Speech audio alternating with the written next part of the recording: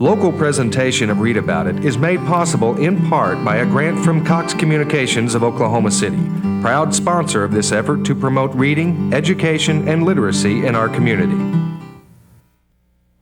Another famous Oklahoman will be the topic on Read About It tonight. Hi, I'm B.J. Williams. With me is Bob Burke to talk about his newest book, French Anderson, the Father of Gene Therapy.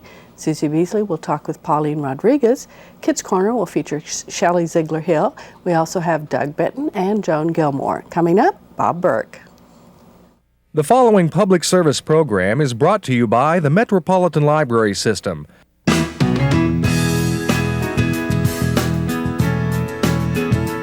And now, Read About It, with your host, B.J. Williams. Bob Burke is a frequent guest on Read About It. He's a well-known attorney. He has written well over 40 books.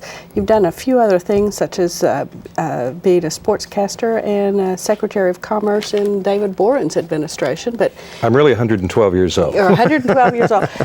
You must be a person who doesn't sleep much. Oh, about 5 hours a night's all I've needed since high school. Yeah. Oh, jeez. Because you are a practicing attorney, and recently you have really been turning out the books because you've been on here practically every month. I know. Well, some of those were written years ago, but I try to write 3 to 4 hours every morning before I go to court, so I get up very early, and try to do a chapter of a book every morning. So if you do that 5 days a week, you can put out a lot of books. Oh, my. Well, and now the most recent book, we need to let people know they will not be able to get it off the shelves for about a month. Oh, yes. It won't even be released until March 28th. It's going to be released in Tulsa. Dr. French Anderson was a graduate of Tulsa Central High School. His mother, LaVere Anderson, was for 30 years the book editor of the Tulsa World. It's an amazing book because this kid from Tulsa has become the world's leading scientist and at the cutting edge of the fourth revolution in medicine, gene therapy, something that in our lifetimes we're going to hear a lot about. Now, you were telling me earlier that you actually had to learn a lot about genetics before you could sit down and write the book. Yes, it's kind of interesting, too, how I got this project. I didn't know Dr. Anderson. A number of years ago, I had met him because he was inducted into the Oklahoma Hall of Fame. But he picked up my Wiley Post book at the airport in Seattle, Washington. Oh, my. And was reading it, and he had turned down 300 or 400 requests to do his biography and thought, well, I'd like an Oklahoman to do it. And secondly, he felt like in the Wiley Post book that I had made aviation simple and gene therapy, a high-browed area of science, he wanted someone to make it simple. So he, through his attorney, called me, and so we've done that, and it's going to be a wonderful project with the Oklahoma Heritage Association, the publisher. Now, were you able to interview him? Oh, yes, been at his home in California, one of the genuinely nice people of the world. A really nice, laid-back fellow who is 64 years old now, who runs the gene therapy lab at the University of Southern California, which is the largest lab that is dealing full-time in the world on developing gene therapies to heal human sicknesses.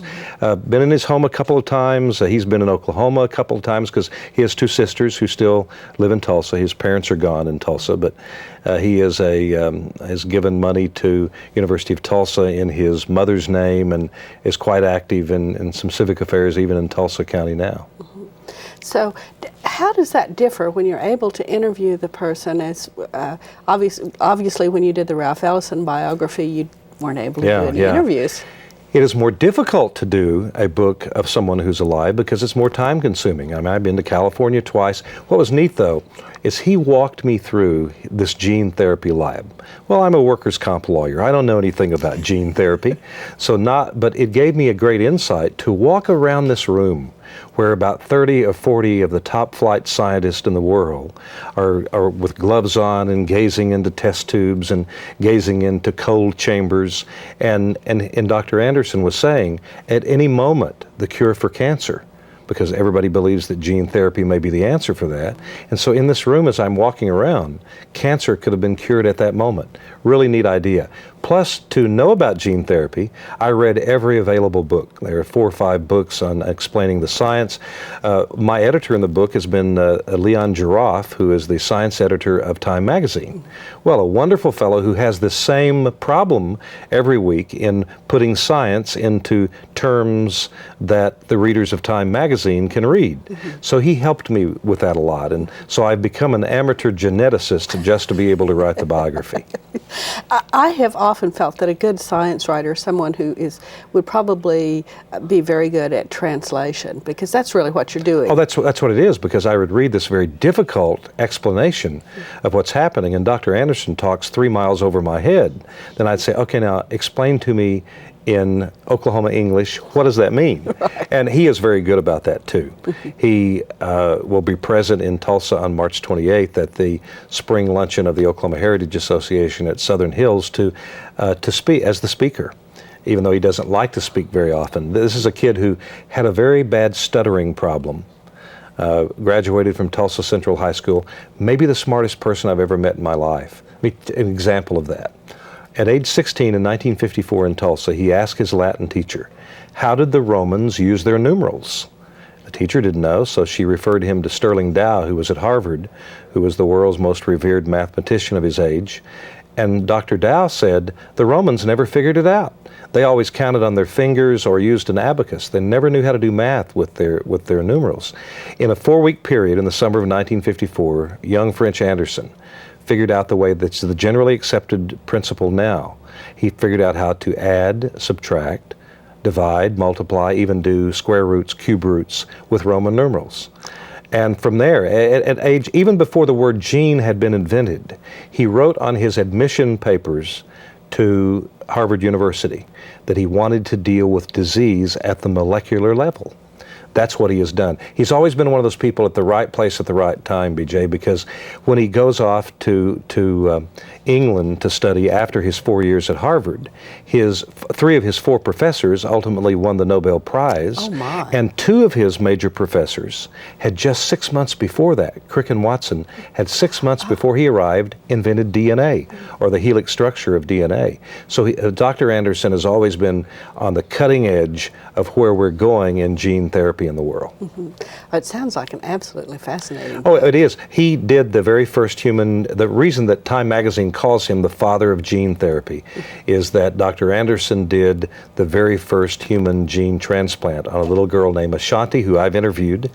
Ashanti was 4 years old in 1990, had the bubble disease. If you remember the little boy named David, who for 12 years lived in a bubble, it's a one cell or one gene deficiency. That's about 60,000 people in the world a year get this. It's now been cured because now they can take that one bad gene out and re-engineer it and put millions of those cells back in the bloodstream, and it basically cures from within. Incredible concept that Dr. Anderson worked on for a quarter of a century before perfecting it as the chief of surgery at the National Institutes of Health in Bethesda, Maryland. But it's a really neat story. You can tell I'm excited about it. Yeah, well, and I like that when your enthusiasm comes across. That's really great. So we need to look forward to the book will be available at the end of March. Yes, it'll be released on March 28th, be in bookstores soon after that. Okay, so if you want to learn about a famous Oklahoman or learn a little bit about gene therapy, it sounds like either one of those. It is, and I hope it's written simply where it's understandable. I even have charts and pictures in there to explain it. Well, you actually do a very good job of that, Bob. So well, I think people will enjoy it, and I want to thank you very much for being with us. Hey, thanks for having me. We've had with us Bob Burke. He's been telling us about French Anderson, the father of gene therapy. It will be available at the end of March at your local bookstore and your favorite library. Coming up next, we have Susie Beasley. She'll be talking with Pauline Rodriguez about a book I'm sure we'll all enjoy. Pauline, tell us about Pure Imagination by Mel Stewart. Well, you know, Willy Wonka and the Chocolate Factory is a movie that is remembered very fondly by people of our generation. Yes, that's and true. a lot of them are sharing it with their children and grandchildren. Well, Mel Stewart directed the movie, and this is his story about the making of Willy Wonka. Of course, Willy Wonka is kind of timeless because they've kind of refurbished the box and all that. So give us some idea, some introspective on Mr. Stewart. Well, Mr. Stewart tells in his book a lot about how the actors were selected, especially the 5 child actors who are so critical to the story, and a lot about the special effects. And you have to remember, this movie was made in the late 1960s, so a lot of the special effects that are available now didn't exist then. There was a lot of improvisation using everyday objects. It actually works pretty well. My favorite is the little girl who turns into a blueberry. Remember her? Yes, I do. They put this kid in a giant styrofoam ball that immobilized her, and then they rolled her around. And the poor little Oompa Loompas couldn't see over her, so when they went to roll her out the door, they kept rolling her into the door frame. So you have all those little things going on. As far as Willy Wonka, the story being timeless, Stewart has made, every effort to kind of keep it going. He has, and a lot of other people have too. Toward the end of the book, he talks about going to a Willy Wonka convention, which is kind of like a Star Trek convention, if you will. And the neat thing is that the organizers had actually located all 5 of the child actors, had them at the convention. It was the first time he'd seen most of them in 30 years since the making of the film. And well, I know that we have the movie Willy Wonka and the Chocolate Factory, and this book by Mel Stewart, Pure Imagination, is a new acquisition in the library. Pauline, we appreciate you coming and sharing this with us. I know that it's available at our local library and perhaps a local bookstore. And we'll see you next time.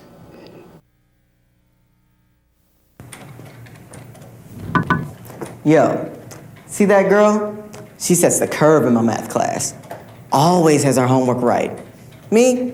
I hate homework, but I gotta do it, But I found out her secret. She logs on to the Metro Library website and then clicks on their homework center. I couldn't believe what they have there. Help for math, science, English, and lots of other stuff too, like encyclopedias, newspapers, magazines, even science experiments. Metro Library's Homework Center website is one-stop shopping. You can even find the phone number of the nearest library so you can renew your library books. Check it out. It's like having the resources of an entire bookstore right in your computer. And since it's from Metro Library, the information will be dependable and up to the minute. But hey, I gotta go and log on and get to work. From now on, I'm setting the curve.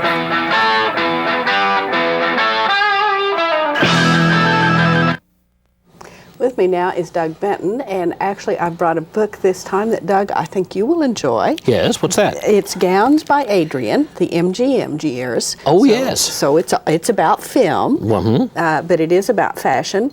Adrian was the designer. He worked from 1928 to sometime in the 1940s for MGM. Worked with all of the really big stars. I think he did The Wizard of Oz, Mata Hari, Camille, The Women, The Philadelphia Story.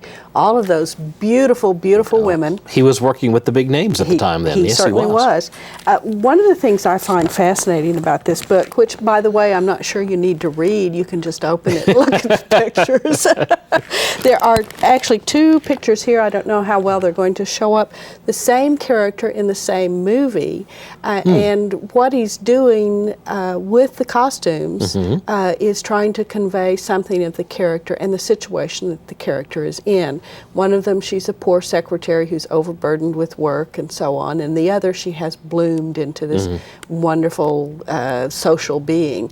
And he worked very hard to convey that with his costuming. Sometimes he just got a little carried away because,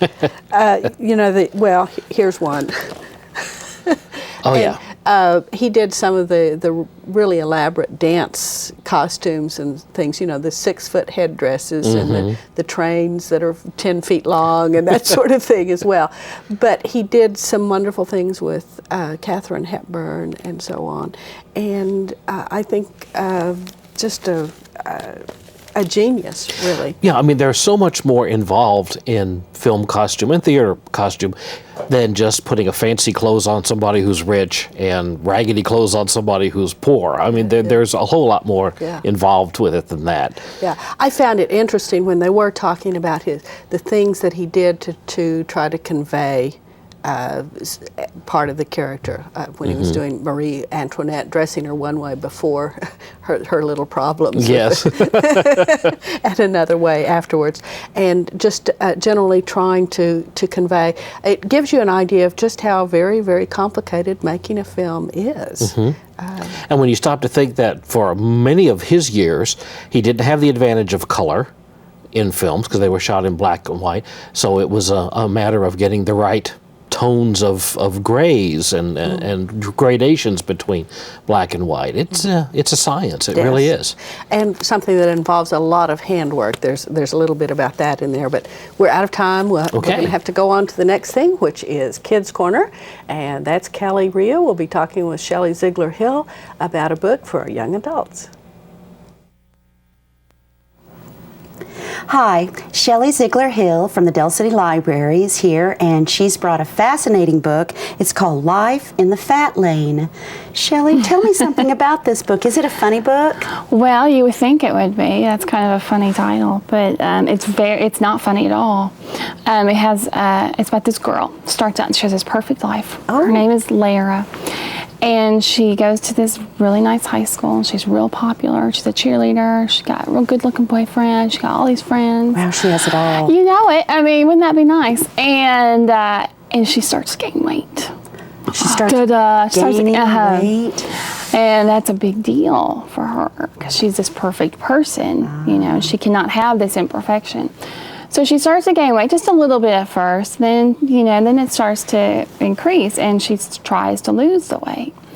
And as she tries to lose the weight, she finds out that she has this disease, which I cannot remember what they called it, but she has this disease that is causing her to gain weight, and she cannot lose it. And as she is trying to lose weight, and as she's having all these problems about her, her whole physical image and her body image, her family starts to fall apart. Her father leaves her mother, and she starts having trouble with her sister and her mother. And here she is, fat. And so her world is changing. Exactly. And she doesn't know, I mean, this is a young person, I think she's like 16 maybe, and it's interesting to see how she deals with her whole world falls apart. She ends up actually having to change schools because she gets made fun of so much at her old school where she was Miss Popularity, Miss Perfect. So she goes to this new school, and they make fun of her too because she's very large by this point. So this book, I really liked it because I'm not going to tell you what happens at the end, but it's not a perfect ending, which I think is appropriate because life is not perfect, and we don't always resolve things the way that we ideally should. We are humans, and this is a great book because she is human, but she starts out like a person that you would have envied in high school, and then she deals with these issues that we all have to deal with. And it's how she deals with them that I think makes the book so interesting and intriguing to young people, especially girls, I'm sure. Well, a lot of us had to go through that, a changing self-image in high school, trying to determine who we were to begin with. And that's a very trying time. So I'm sure it would be a great relief for someone who's that age going through that sort of thing to find this. Exactly. I think that will show them that they're not alone. I mean, this is a wonderful book. I actually read it twice. I really liked it so much. You really did. Yeah. The author is Cherie Bennett. It's Life in the Fat Lane, and it's really good. So for 15, 16 on up? Yeah, I think 15, 16 on up. Because it is kind of a heavy read, I think. Even though it sounds like it's a real funny, light book, it's not at all. Well, there'll be a lot of teenagers that are interested in this book. It's Life in the Fat Lane by Cherie Bennett. Thank you, Shelley. We appreciate it. You can find this book at your local library or at your favorite bookstore. Thanks, Kelly and Shelley. Let's take a quick look at the New York Times bestseller list for this week. In the 10th position with fiction bestsellers is The Perfect Lover by Stephanie Lawrence, The Arraignment by Steve Martini, The Best Revenge by Stephen White, Liberty by Stephen Kuntz, Final Justice by W.E.B. Griffin, Crossroads of Twilight by Robert Jordan, Pattern Recognition by William Gibson, The Cat Who Brought Down the House by Lillian Jackson Brown, The Lovely Bones by Alice Sebold, and number 1 is The King of Torts by John Grisham. On the nonfiction list, number 10 is Kingdom of Fear by Hunter S. Thompson, Good to Great by Jim Collins, Stupid White Men by Michael Moore, Portrait of a Killer by Patricia Cornwell, The Right Man by David Frum, Bush at War by Bob Woodward, Leadership by Rudy Giuliani and Ken Curson, This Just In by Bob Schieffer, What Should I Do With My Life by Bo Bronson, and The Savage Nation by Michael Savage. On the children's list, number 10 is The Rise and Fall of the Kate Empire, adapted by Kirsten Larson, Junie B., First Grader at Last by Barbara Park, Artemis Fowl by Ian Colfer, The Berenstain Bears' Funny Valentine, written by Berenstain and Berenstain, Holes by Louis Sacker, Harry Potter and the Chamber of Secrets by J.K. Rowling, Harry Potter and the Sorcerer's Stone by J.K. Rowling, Biscuits Valentine's Day by Alyssa Satin Capchilli, Number 2 is Harry Potter and the Prisoner of Azkaban by J.K. Rowling, and number 1 is Harry Potter and the Goblet of Fire by J.K. Rowling.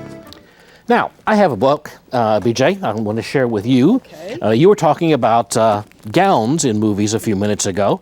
Actresses change their gowns quickly, sometimes in films. I have a new biography of an actor who changed his characters quickly in films. The book is called Mr. Strangelove, a new biography of Peter Sellers. Sellers died in 1980, but he's still very much with us. His best films appear frequently on television, on cable channels. Dr. Strangelove and Lolita, two he made with Stanley Kubrick, and of course the Pink Panther films show up frequently. You may not have known this, but the man who directed and wrote the Pink Panther films, Blake Edwards, is from Tulsa. No, I had no idea he was from Tulsa. Yeah, well, and so there is an Oklahoma connection here, although as far as I know, Peter Sellers never came to Tulsa. I can't imagine Peter Sellers in Oklahoma. In Dr. Strangelove, one of the characters was the fighter pilot who pilots the plane who's going to drop the bomb on the Russians, and that was a role that Sellers was going to play in addition to the other three that he plays in the film. Word. But he couldn't do it because he couldn't get that Texas/Okie twang down. For all the accents he could do, he couldn't do that one. So we finally defeated the English, huh? Yeah, we finally did. And the actor Slim Pickens took that role, and Sellers was a little annoyed by that afterwards because Pickens got a lot of laughs, and Sellers did not like anybody else to get the laughs in his films. He was the typical comedian that he wanted to be the one who got the laughs. But it's an interesting story. He began on radio in England with a program called The Goon Show, which was just kind of Monty Python-esque humor well before the time of Monty Python. Some of it was very smart, and some of it was just absolutely non sequitur. It was just wild stuff. And all the characters on the show, or all the actors on the show, did different characters and different voices. Sellers was really the only one of that group who ever made it big in the movies. Others were in films, but Sellers became a star. His first really important role in movies was in 1955, where he worked with Alec Guinness in a movie called The Lady Killers. Guinness later wrote that Sellers kind of latched on to him and took him as a role model and began asking him advice on professional matters, and then soon afterwards began asking advice on personal matters. Oh, no. And then Guinness says, I reached a point where when I talked with him, I began seeing myself talking back to me, and he kind of pulled away from the relationship at that point. Sellers, as a publicity thing in the 60s, when he was at the height of his career, always told interviewers that there is no such person as Peter Sellers, that I'm just the characters. And this book makes it fairly clear that he wasn't kidding, that there was no there, as the saying is. And in his personal life, he could be a very good friend, but he could also be a real backstabbing so-and-so. And so the people who talk about him either love him very much and praise him to the skies, or really don't have much nice to say about him, and that includes most of his wives over the years. They certainly knew him the best, didn't they? Yes, they did. Anyway, I think it's an outstanding biography of a show business type that covers not only the films, but the life itself, and it's called Mr. Strangelove. Thanks, Doug. Coming up next, we have M.J. Vandeventer, Director of Publications at the National Cowboy and Western Heritage Museum. She'll be talking with Joan Gilmore, who's a columnist for the Journal Record, and they have a book they want to share with you. Joni, welcome to Read About It again. It's a pleasure to be back. I enjoy it. And you're going to talk about swimsuits, and that's an appropriate topic because it's swimsuit time.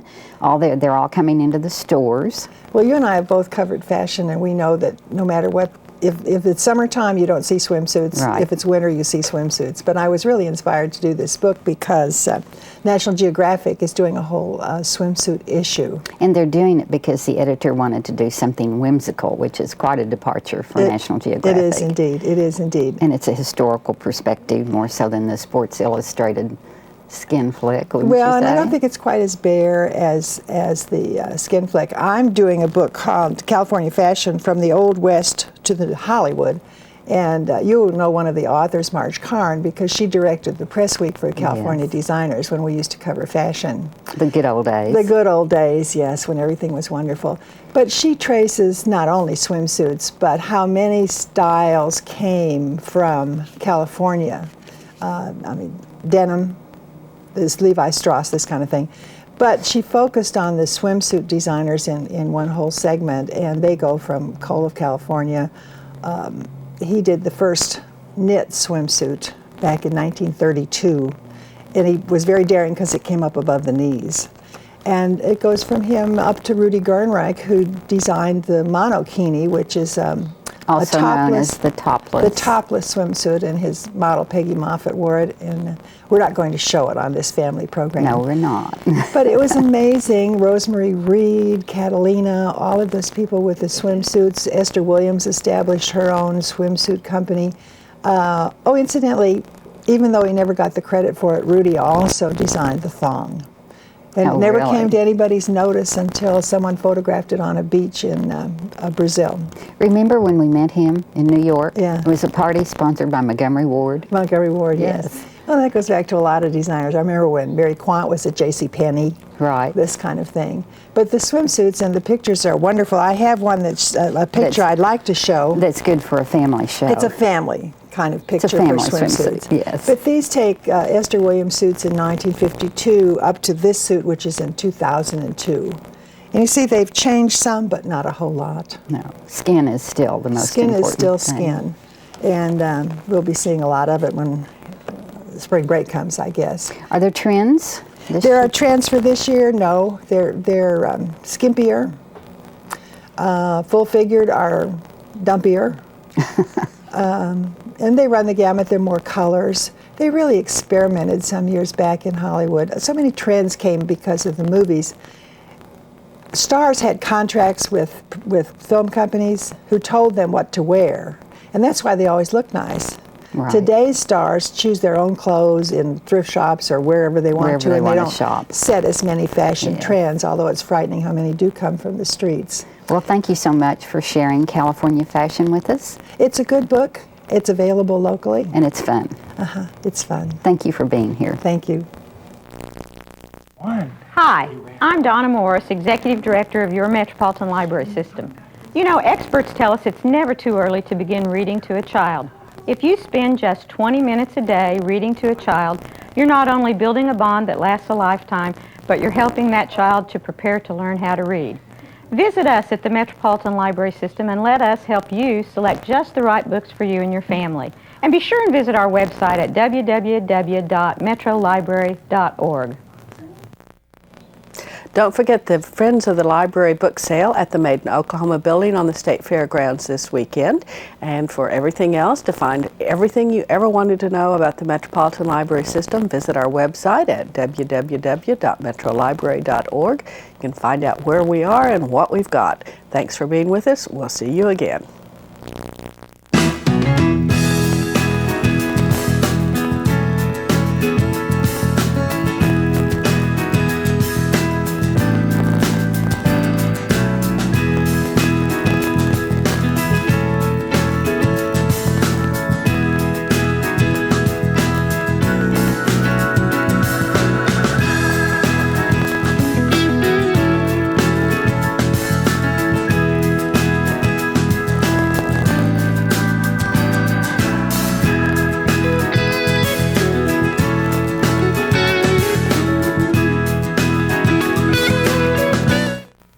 Local presentation of Read About It is made possible in part by a grant from Cox Communications of Oklahoma City, proud sponsor of this effort to promote reading, education, and literacy in our community.